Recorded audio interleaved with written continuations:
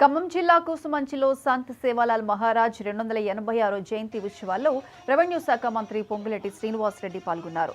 బంజారా నాయకులు మంత్రికి ఘన స్వాగతం పలికారు. అసెంబ్లీ ఎన్నికల్లో కనీ విని ఎరుగని మెజారిటీతో గెలవడానికి బంజారాలే కారణమని పొంగులేటి అన్నారు.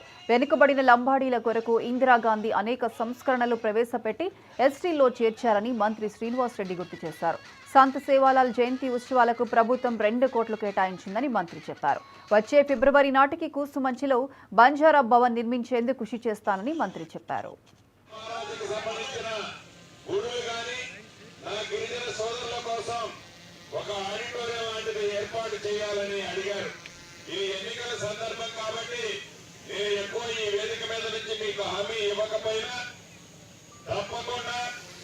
మళ్ళీ సేవాలాల్ జయంతి అంటే ఫిబ్రవరి 15వ తారీఖు వచ్చేలోపు అద్భుతమైన భవనాన్ని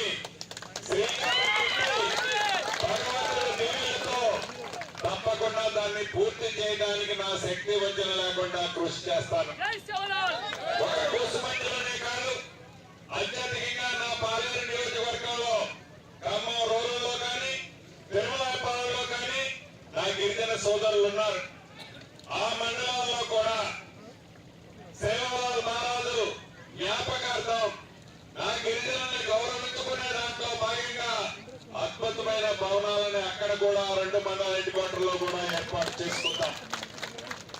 భవిష్యత్తులో మన ఇందిరమ్మ ప్రభుత్వంలో మన ముఖ్యమంత్రి గౌరవ రేవంత్ రెడ్డి గారి నాయకత్వంలోని మన ప్రభుత్వం రాబోయే ఈ కొద్ది రోజుల్లో ఈ భవనాలకు కావలసిన నిధులను కూడా శాంక్షన్ చేసుకుని ఈ ఎన్నికల కోడ్ అయిపోయిన తర్వాత వాటిని యుద్ధ ప్రాతిపదిక మీద పూర్తి చేసుకుంటాం.